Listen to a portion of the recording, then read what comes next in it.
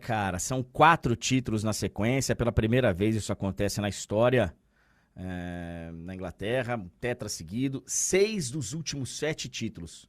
Se a gente for considerar, Beckler, o Guardiola chegando no City, né? Ele não ganha o primeiro, ele tinha Uhum. acabado de chegar, e ele não ganha aquele lá no meio, que é o título do Liverpool, né? Que o Liverpool estava perseguindo há tanto tempo.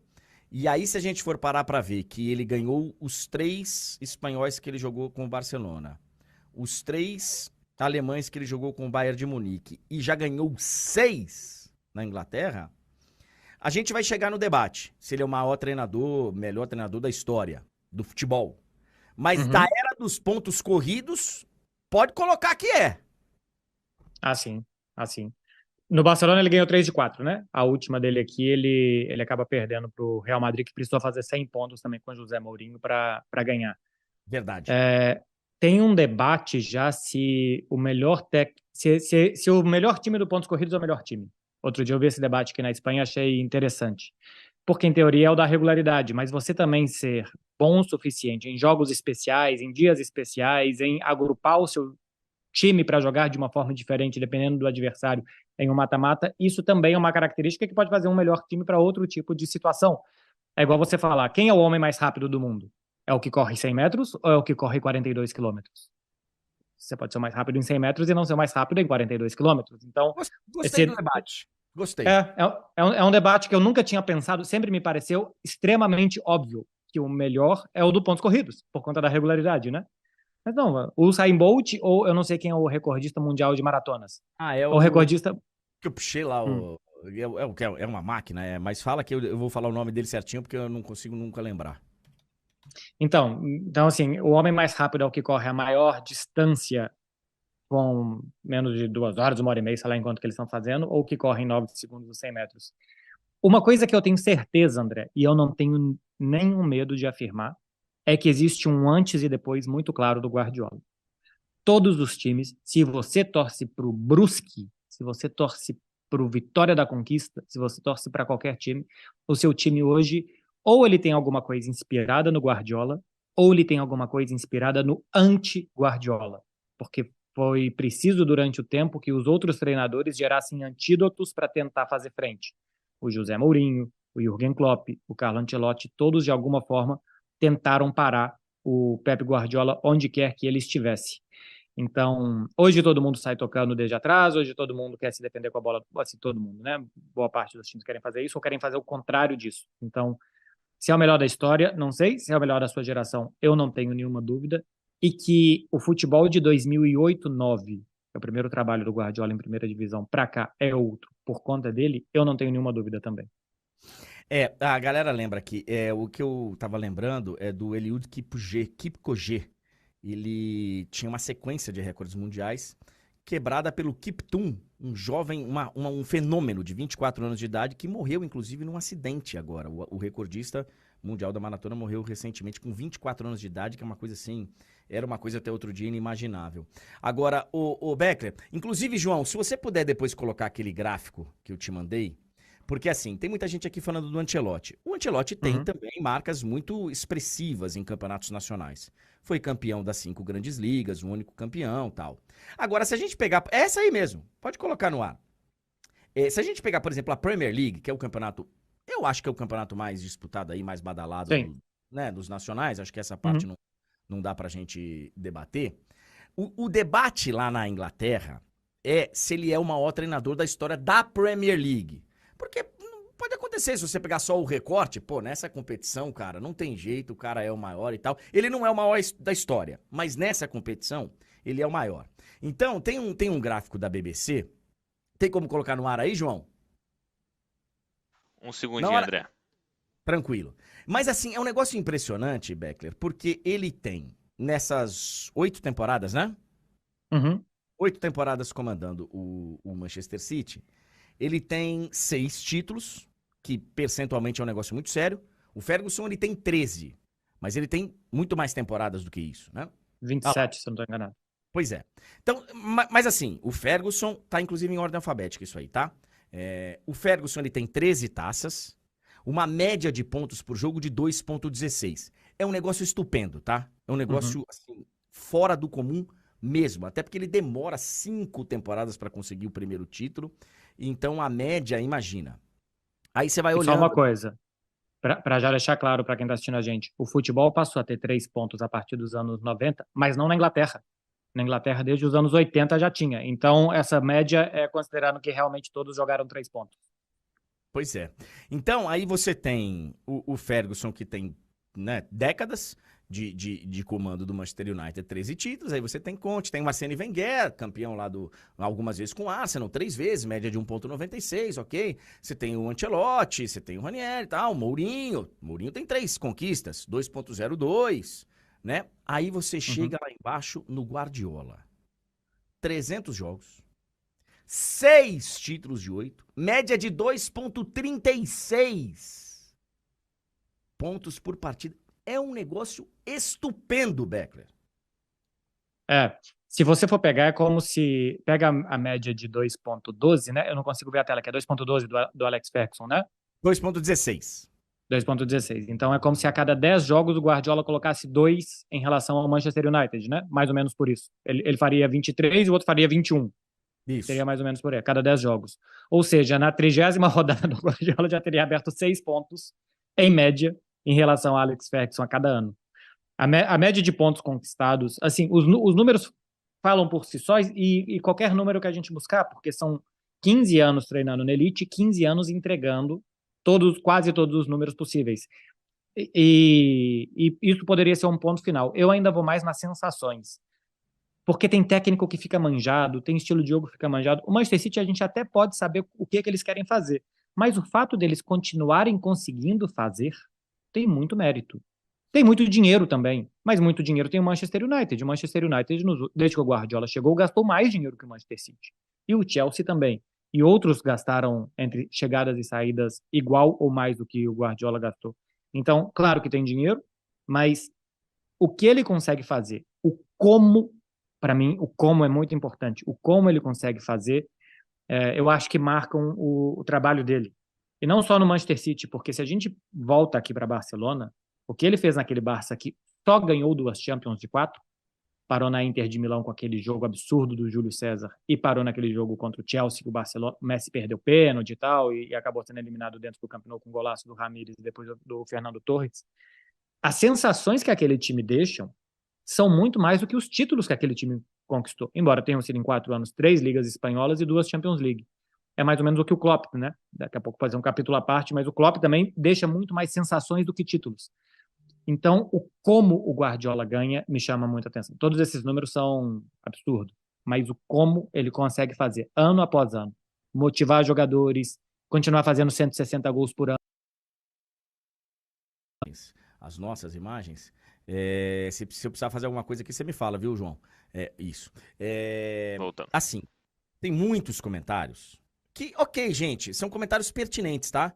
Ah, mas também, com tanto de dinheiro, também, ok, mas o Beckler acabou de falar, cara. E o que tem de clube aí que tem dinheiro e que não consegue chegar perto? Tem muito time aí com muito dinheiro. O Chelsea tem pouco dinheiro? O Chelsea brigou por o quê nesse campeonato inglês? Então, assim, e tem muitas histórias. Tem muitas histórias. Não é só o dinheiro.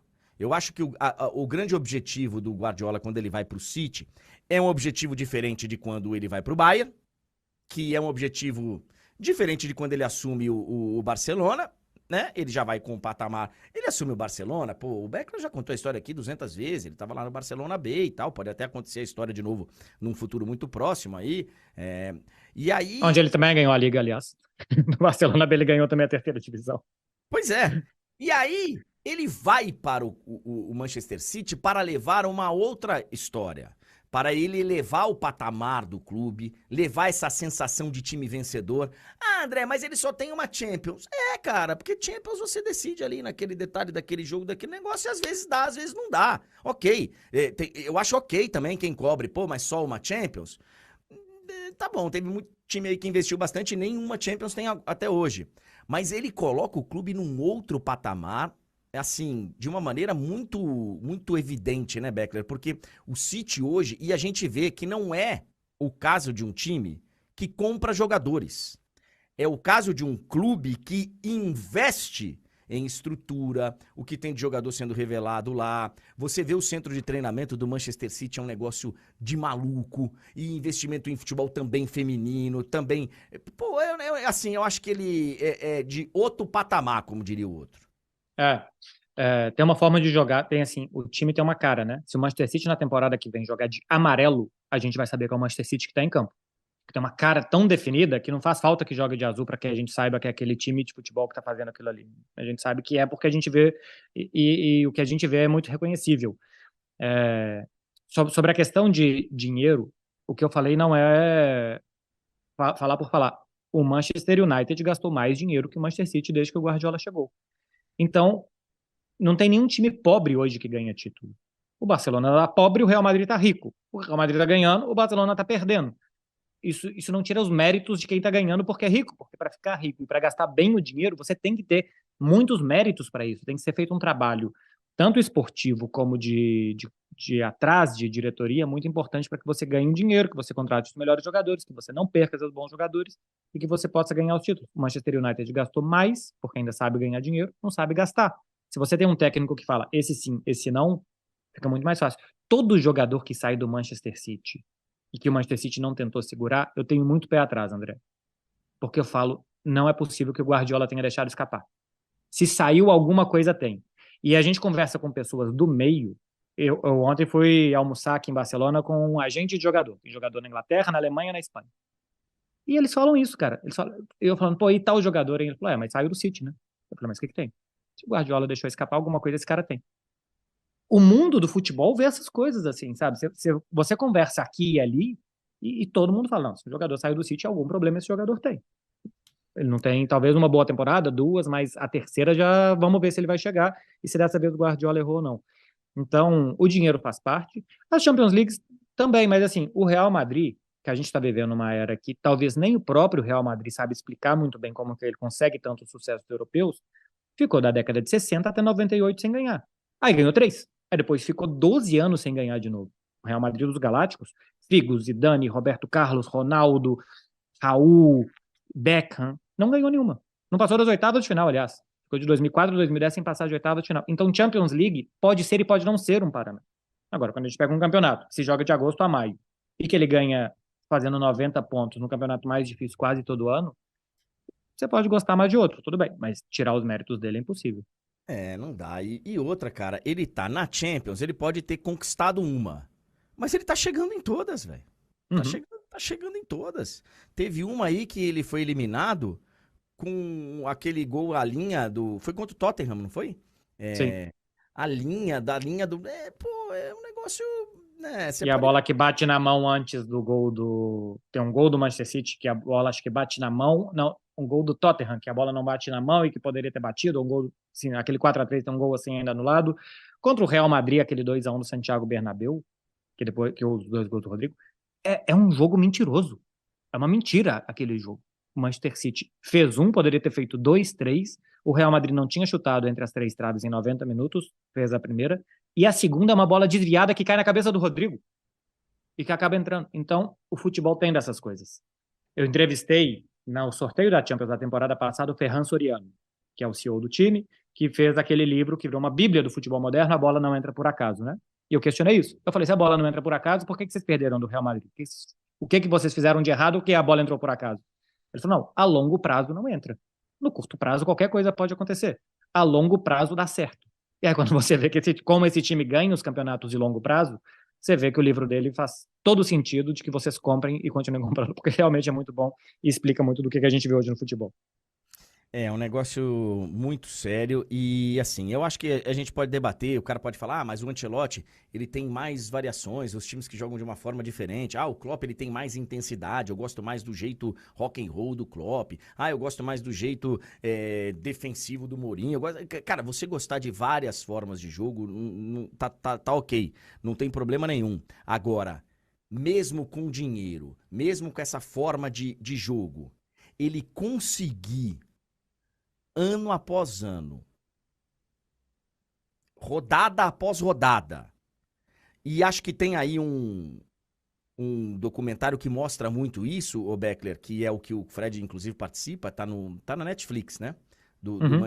Do Manchester City. Aquela sede que ele tem de chegar no intervalo, cara. Time ganhando de 2-0 e dele conseguir extrair dos caras aquela energia que ele tem sabe, dos caras estarem focados. Quando escapa um pouquinho de voltar pro foco. Esse negócio que ele consegue de deixar o cara sempre querendo mais é um negócio muito sério, cara. Muito sério. É, tem uma frase dele da temporada passada que eu levo para muitos outros segmentos da minha vida. Ele fala: eu sou o único ser humano que fala não para esses 25 homens.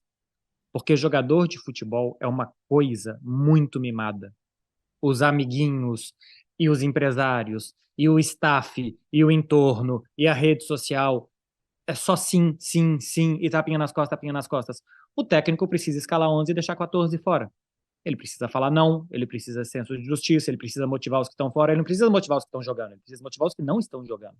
E às vezes não está jogando um cara, sei lá, Gabriel Jesus com ele, que é titular da sua seleção, uma seleção importante, e que no time dele não joga, porque talvez tenha um Agüero, que para o técnico é melhor do que o Gabriel Jesus naquele momento. Então, como que você mantém esses caras motivados sem jogar, com um ego lá em cima, importantes para um país, importante para o futebol? É muito difícil você gestionar o grupo, você motivar jogadores, que os jogadores te aceitem, te entendam, te respeitem. O Xavi aqui falou, em algum momento da temporada, que os jogadores do Barcelona estavam de barriga cheia porque tinham ganhado uma La Liga e que eles precisavam competir igual no ano passado, que talvez não tenham conseguido por conta disso, talvez tenha sido incompetência do Xavi não conseguir fazer o que o Guardiola consegue. Então, não é só a tática, não é só o número de passes, o número de posse de bola, o número de finalizações, é também o trabalho que ele faz por trás, lá ele, para ajudar e convencer os jogadores.